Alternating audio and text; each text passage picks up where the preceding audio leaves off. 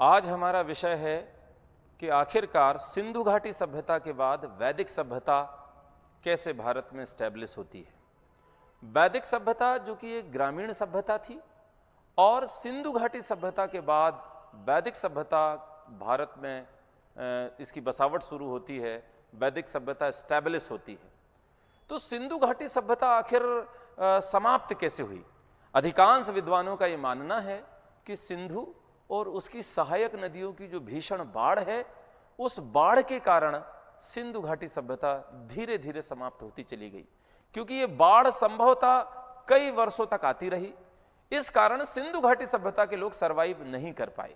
सिंधु घाटी सभ्यता भारत में ट्रायंगल शेप में, त्रिभुजाकार आकार में लगभग 12,96,600 वर्ग किलोमीटर के एरिया में फैली हुई थी।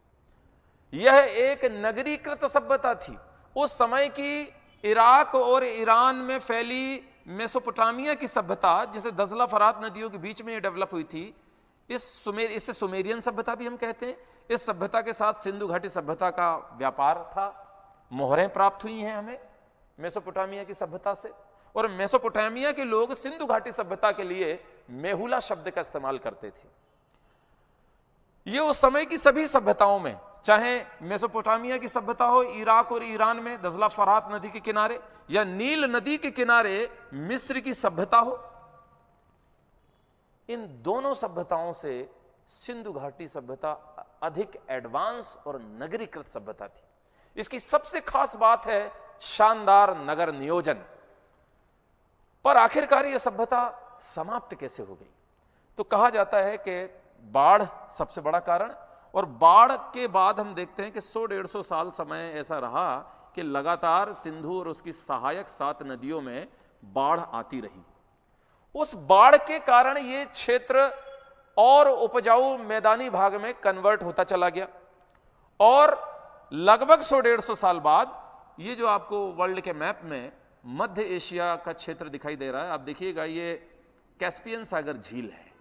कैस्पियन सागर झील जो कि दुनिया के 5 देश इसके साथ सीमा साझा कर रहे हैं। इस कैस्पियन सागर के आसपास का ये पूरा इलाका, जिसमें कजाकिस्तान, अजरबैजान, तुर्कमेनिस्तान, ईरान का भी कुछ हिस्सा आ रहा है, ये सारा एरिया कहलाता है मध्य एशिया।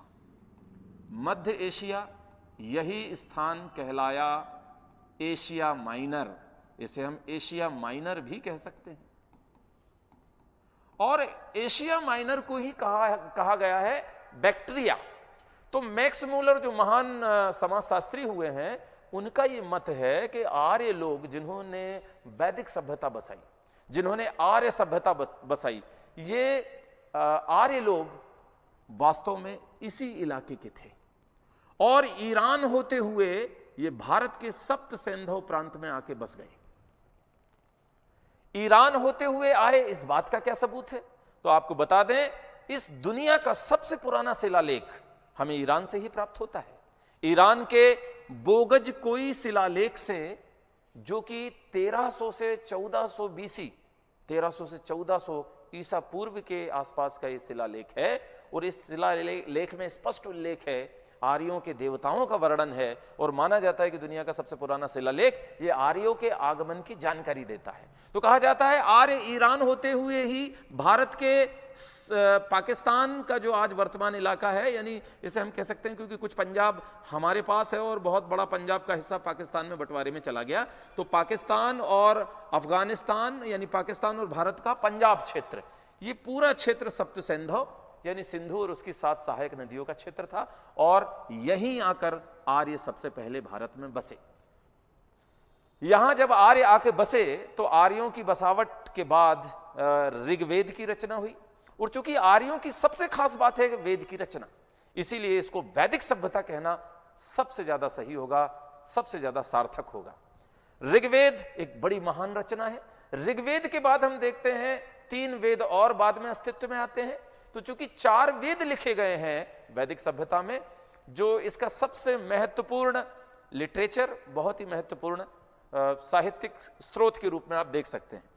अभी बोगज के वही शिलालेख के विषय में मैं बता ही चुका हूं कि आर्यों के आगमन का यहां हमें प्रमाण मिलता है। और चूंकि आर्य ईरान होते हुए आगे बढ़े थे, इसलिए पहले संभवतः प्राचीन काल में ईरान का नाम आर्यान ही था। ये आर्यान कालांतर में धीरे धीरे ईरान कहा जाने लगा।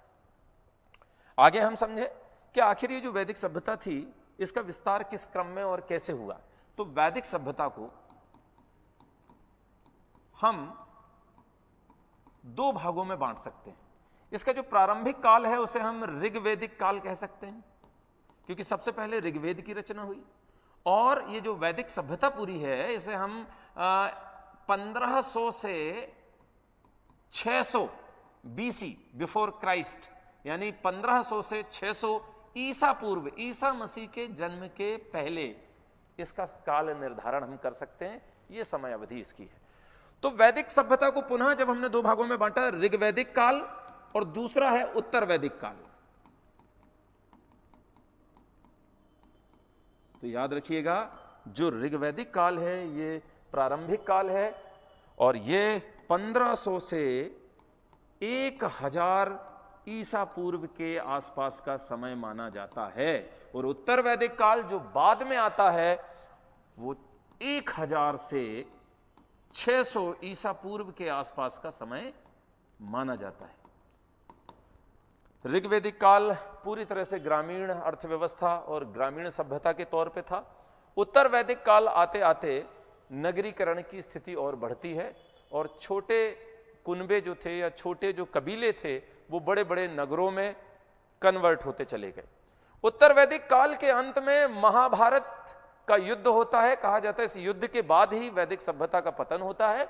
और वैदिक सभ्यता के कुछ समय बाद हम देखते हैं भारत में फिर से नगरों का धीरे धीरे उदय होता है। और इसीलिए जो नगरों का उदय धीरे धीरे हुआ, इसको कहा जाता है द्वितीय नगरीकरण का दौर। और इस द्वितीय नगरीकरण के दौर को ही हम इतिहास में 16 महाजनपद काल के नाम से जानते हैं। इन 16 महाजनपदों का स्पष्ट उल्लेख बौद्ध ग्रंथ अंगुत्तर निकाय में हमें देखने को मिलता है। इन 16 महाजनपदों में हमारे मध्य प्रदेश का उज्जैन यानी अवंती जनपद भी था, जिसकी उत्तरी राजधानी शिप्रा के किनारे उज्जैनी थी और दक्षिणी राजधानी नर्मदा के किनारे महेशमती थी, जिसे वर्तमान में आप महेश्वर कहते हैं। मध्य प्रदेश का एक और जनपद चेदी, जो बुंदेलखंड के आसपास का क्षेत्र था। पर हम इन 16 महाजनपदों में अगर देखें, सबसे शक्तिशाली, सबसे मजबूत जनपद के रूप में अगर कोई उभरा तो वो मगध जनपद था, जिसकी राजधानी कालांतर में पाटलिपुत्र बनी। सबसे पहले तो पहाड़ियों से घिरी इनकी राजधानी राजगृह या गिरिव्रज थी, पर जब ये शक्तिशाली हो गए तो पहाड़ों से उतरकर मैदानों में राजधानी स्टैब्लिश होती है और गंगा के किनारे पाटलिपुत्र राजधानी बनती। सबसे पश्चिमी जनपद के तौर पर गांधार जनपद था, जिसकी राजधानी तक्षशिला थी। और तक्षशिला में इस दुनिया का सबसे पुराना विश्वविद्यालय स्थापित किया गया, जो अपनी शानदार एजुकेशन सिस्टम के लिए जाना गया। हम देखते हैं भारत के दुनिया में सबसे दो पुराने अगर विश्वविद्यालय देखे जाएं तो एक तक्षशिला हुआ है और एक नालंदा, जो बिहार में था, जिसे गुप्त वंश के कुमार गुप्त ने स्थापित किया था, जिसे बख्तियार खिलजी ने अपने आक्रमण में बुरी तरह से ध्वस्त भी किया और उसके पुस्तकालय को आग लगा दी, जो कई दिनों तक उसकी लाइब्रेरी की किताबें जलती रहीं। यानी भारत का एक बहुत बड़ा साहित्य नष्ट हो गया था। आगे हम बात करें, चूंकि वैदिक सभ्यता पर चर्चा कर रहे हैं तो इसी को आगे बढ़ाएंगे हम लोग। तो वैदिक सभ्यता में मैंने बताया कि ऋग्वैदिक काल और उत्तर वैदिक काल दो काल रहे हैं और इन्हीं को हम आगे के अपने लेक्चर में बहुत डिटेल से डिस्क्राइब करने वाले हैं। कंटिन्यू जुड़े रहिए आप विश्वास एकेडमी के साथ। धन्यवाद।